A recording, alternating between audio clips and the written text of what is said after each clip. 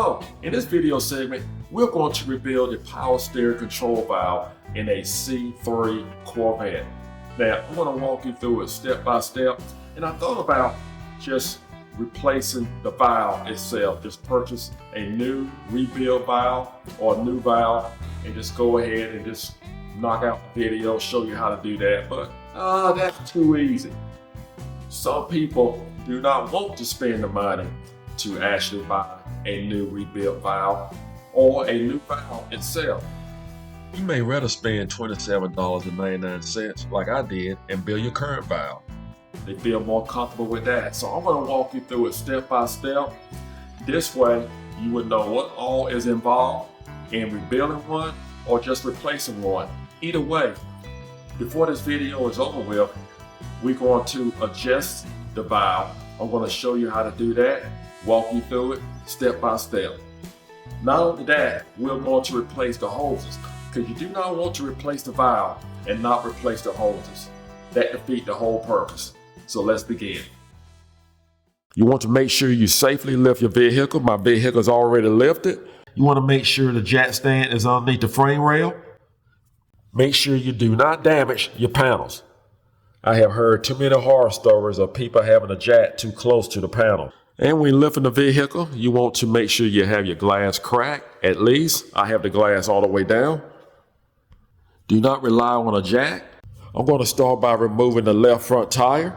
I'm going to start out by using an impact gun, 3/4 6-point socket, extension, disposable gloves, earplugs, safety glasses. Here's a typical power steering leak. All right, this is what we're dealing with. If it's not going to be the hoses, it's going to be the valve. Most of the time it goes hand in hand. You just saw it drip. First thing I want to do is disconnect the push rod. We have a cotter pin here. Now we need a 9/16. That you may need 11/16 to hold the other end of the rod.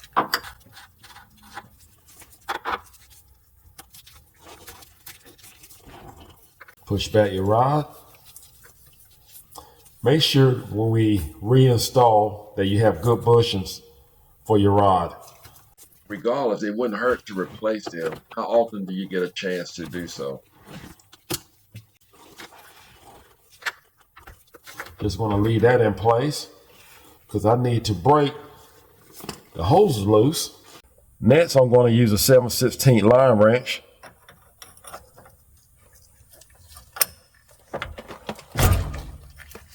I want to break these lines loose before I go any further. You want to have your drain pan underneath. It's a lot easier to break the lines loose with the shaft still inside the bracket. I want to say it's very important to keep up with your lines to know exactly where they come from, because if you cross them up, you would know it. Your steering wheel will go crazy once you start the vehicle. Now we have both hoses removed. Just gonna slide the rod all the way out. A drain pan is definitely needed. Now we need to disconnect the hoses from the power steering pump. We need a 5/8 wrench for our pressure line. Just work the line loose. Pull it on back. It's going to have a little long neck on it. Just be aware. There we go. I had to take a knife and cut the return line. Anytime you see a clamp like this, most likely the return hose has never been off.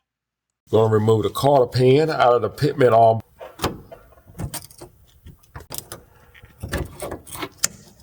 Next, we need a 3/4 wrench. I want to use a box end. Go take a hammer, tap the end of the wrench.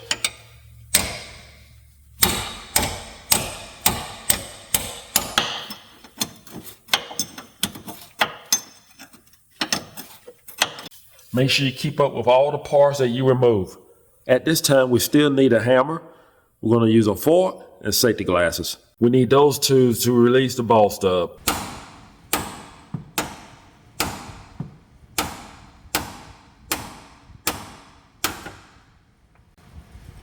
We have the ball stub broken loose. Then we need a 9/16. This is the bolt that keeps the control valve in place.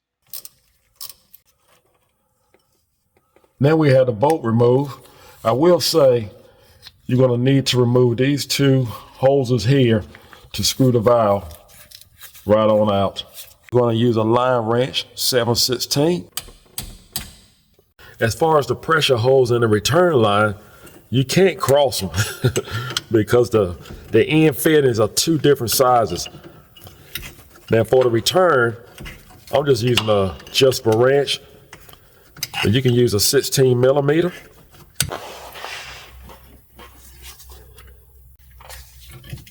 I want to see if your valve is a little tight coming off. Let's say very tight coming off. Just take a chisel. Don't aim the chisel straight in like that. You would damage the threads. Just take the chisel and just widen it, your gap here. Make sure you clear your thread. You just take a hammer and tap it. After you do that, you may want to use a good size Phillips screwdriver or a punch. Use the bow hole to actually help you to turn it, because you will have some tight spots that you may run across. All right, we just want to keep turning. Just take your time and make sure you do not damage these threads here. Just take your time.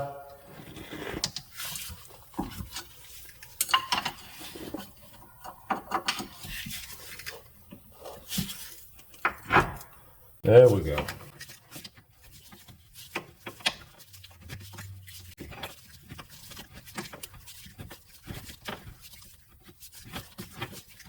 She's coming. You definitely want to take your time, but you do not want to damage any threads. Well, that was fun. Now it's time to put it in a wash vat and disassemble. We have the valve in a vise. I'm using a 7/16 line wrench. It really doesn't matter if we use a line wrench or not, because we're not going to use these old hoses anymore. Now's a good time to pre-clean the valve.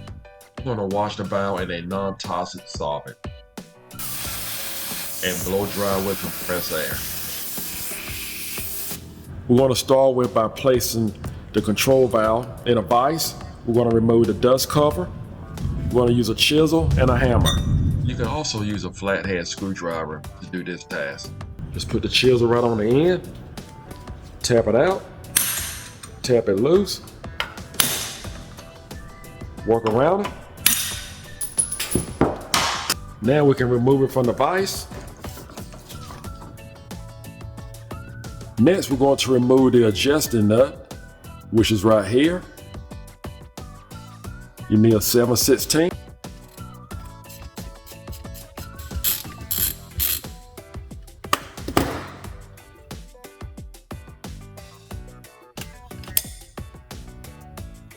Just move that to the side.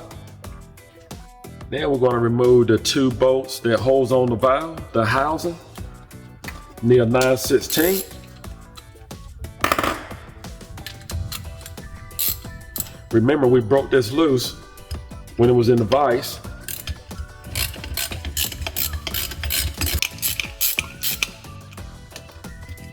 Remove the bolts. Separate the housing.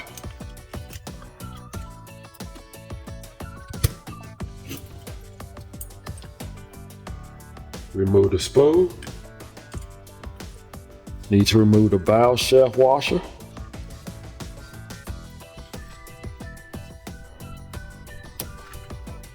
Remove plug to sleeve key. I'm going to take a screwdriver and remove the dust shield. Just try to open up enough to free it up. This dust shield is another item that we're not concerned about. Most likely it comes with the new kit along with the boot. Pull that right on off. Release the cover. Next, I'm going to remove the ball adjuster. I'm going to use the same needle nose pliers. I'm going to put them right here. Turn it counterclockwise to release it. I believe that would do. There she go. Pull up the spool, the adjuster. straight up. Just gonna move it to the side. Have a spring right in here. Like to keep items together, especially when you have a lot going on. Next, you want to remove the ball seat. There you go. Move it to the side. Remove the ball stud. After that, we need to remove the sleeve bearing. The other ball seat is inside of the sleeve bearing. Should come out. There she go. That's it. Now we need to clean it up. Again. After you clean the parts, it would not hurt to paint the valve. Keep in mind, you're going to have a rebuilt valve. It would not hurt for it to look brand new. I had the paint drying on the housing. Here's the kit that we're going to use in the video. You can purchase many kits online. Take your pick. You know, and like each kit may come with certain items, but this is what we're going to use. This is the price range. The price that I actually paid for the kit. Not to mention a brand new rebuild. The price for that is here. What a big difference. I want to take my chance, and not to mention, if you happen to purchase a rebuild, most places they want you to turn in the a core, your current control valve. So we're not going to do all that. You know, before we do all that, you just go ahead and rebuild your current existing control valve. So that's what we're going to do in this video. We're going to start by greasing the sleeve bearing. Make sure you give it plenty of grease on the inside and outside of the bearing. You want to grease the ball stud. Make sure you grease it well, along with the ball seats.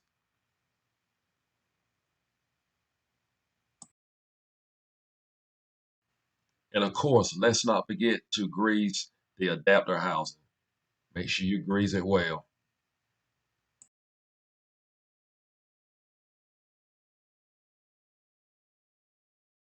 Now we will place the sleeve bearing inside of the adapter housing. It is totally up to you, but you can install the ball seat inside of the sleeve bearing before you install it in the adapter housing. Or after you install the sleeve bearing into the adapter housing, of course you can slide in your ball seat. But make sure your ball seat is installed before you install your stud. At this time, I'm going to place a small screwdriver behind the rear ball seat to hold it in place. Place in your spring. The instructions show that it goes in this way, but it came out this way. Either way, when I look at it, I don't see what difference it really makes, as long as you have it in there. At this time, we're going to install the ball adjuster nut along with the valve shaft. This is why I am using a small screwdriver to hold the ball seat in place to allow me to screw in the ball adjuster nut. Take some needle nose pliers. You want to screw in your ball adjuster nut clockwise. Continue to tighten it down. We don't need a screwdriver at this point.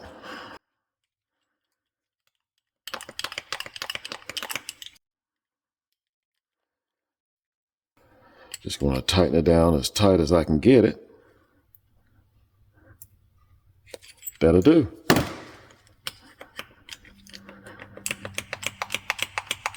Next, we're going to install our plug and sleeve key. Make sure the ears on the key is facing downward. If the ears to your plug to sleeve key is not fitting properly in the groove, you may need to back it loose, back it back to make sure your notches are clear for the key, the ears to fit into. Just going to back it off a hair. Back it off right there. It should drop right in. Move that shaft out the way. Maybe you can see what I'm talking about. Now you'll be able to get your key in without any problems. That's what you want. Want to make sure your key is inside the notches. Okay. Now you can mount on your washer. Guys, we have a seal that we have to put here. I'm going to show you how to place it together. Might have to take a screwdriver and just break it loose. This angular seal comes in our seal kit. Have a sleeve right here. Just remove the old one. Slide that sleeve right into the seal. We'll come back to this shortly. Now we're going to work on our valve housing. We have a valve spool right on the inside here. You can push it out either way. We want to replace this seal. You need a small screwdriver or a O-ring pick, either one. Pry out the seal. Just take your time. Do not damage this spool. Now, notice the lip goes towards the spool. Keep that in mind when we install the new one. Again, make sure your lip goes towards the spool.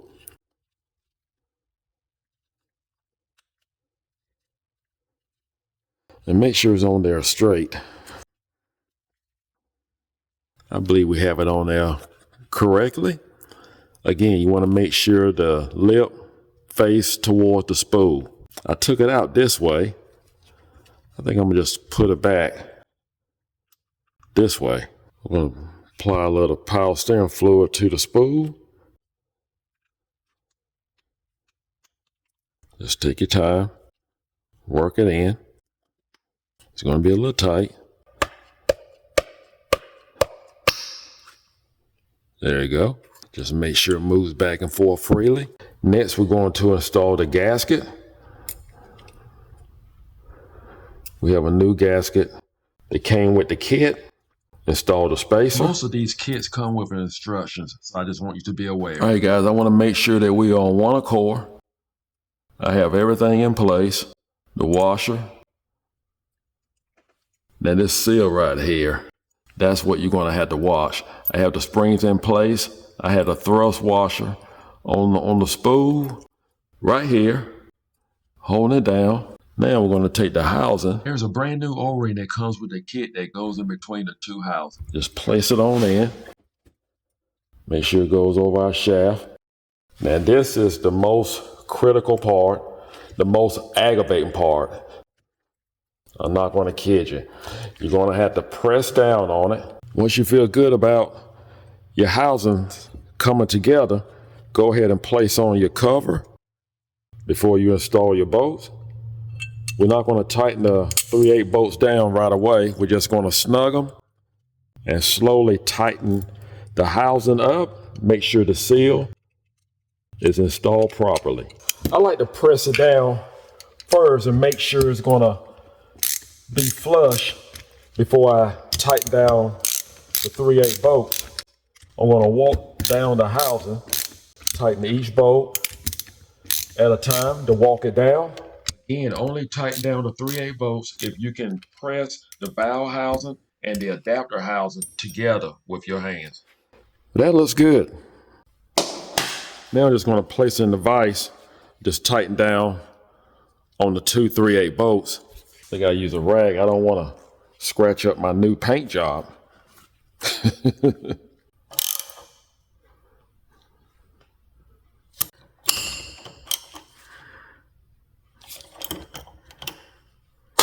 We have a new adjusting nut that came with the kit. I'm going to place that on. After you have the nut placed on, make sure you do not strip it. Just want to depress the valve spool. We're going to turn the adjusting nut. I'm going to turn the adjusting nut 3 to 4 turns clockwise. It's important that you use a clean socket when doing this process. I was only able to make 3.5 turns. We have 2 more parts to install. We have our dust cover and our dust shield. Just place on the dust cover. Either way you install your dust cover, your dust shield is going to have to go accordingly, as you can see right here. Just bend it over. We're just going to lock it in place. That looks pretty good. Brand new rebuilt. I want to keep the cap off. We're going to have to make some adjustments. Keep that off for the time being. Now we're ready to install. I purchased a set of new hoses. You'll need 4 brand new hoses. Here's the part number that I am using. It's a whole kit. You don't want to go this far and don't replace your hoses. We're back underneath the vehicle. We're going to screw in the control valve. We're going to screw it in all the way. Just continue to screw it in. It will get tight on you, maybe at the end. Just make sure your threads are clean. You want to make sure that you screw it all the way back. I am using a punch to help me to turn this valve. I'm just putting it in the hole where the bolt is going to go. I have it tightened all the way. I'm going to back off on it just a hair.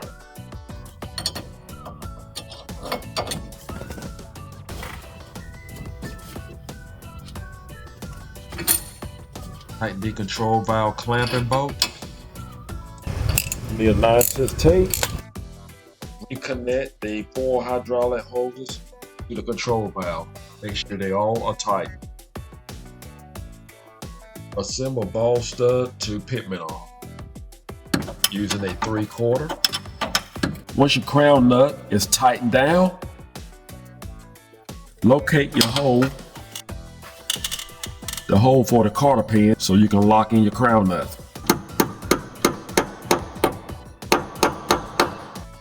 Take some needle nose pliers, lock in the cotter pin. I have placed the power steering cylinder rod back into the bracket, but I'm not going to put the bushings on it and tighten up the nut at this point. We need to leave that loose. What I'm going to do now is connect the hoses to the power steering cylinder. Whatever you do, try not to cross these two hoses. Make sure you connect the hose to the proper inlet and outlet for your cylinder.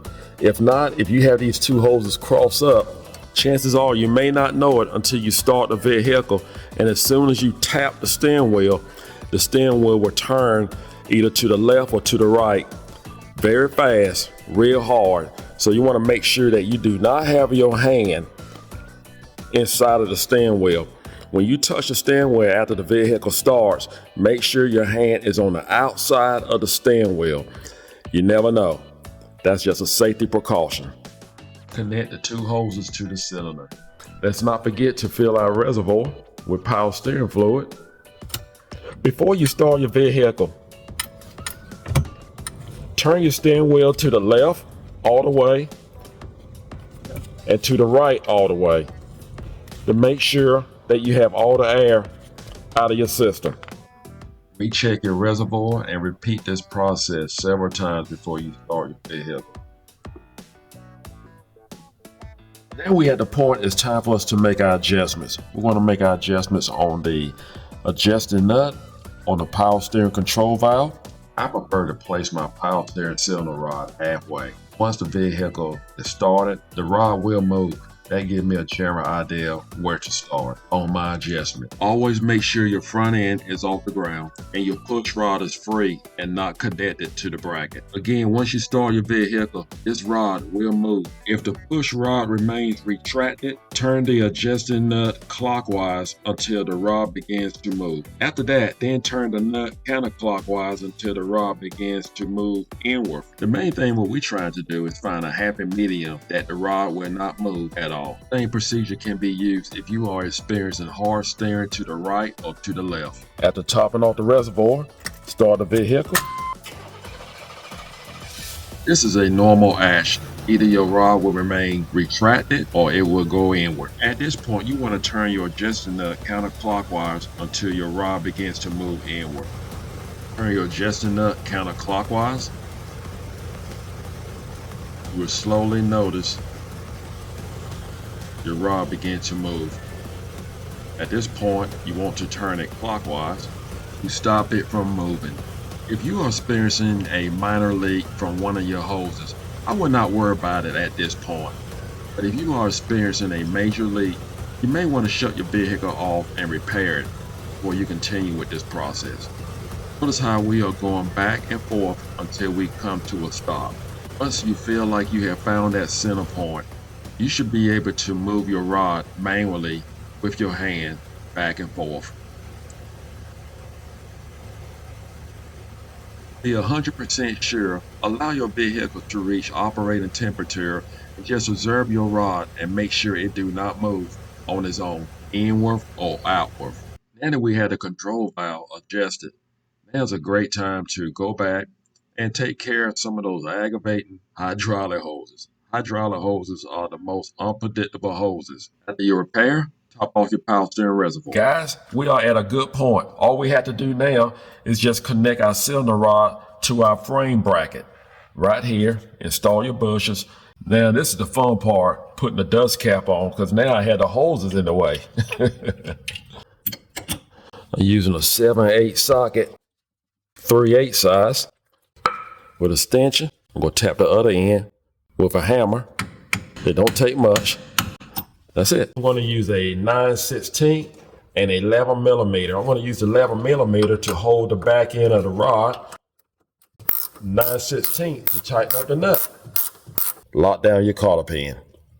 Now our last final test before we mount back on the front tire.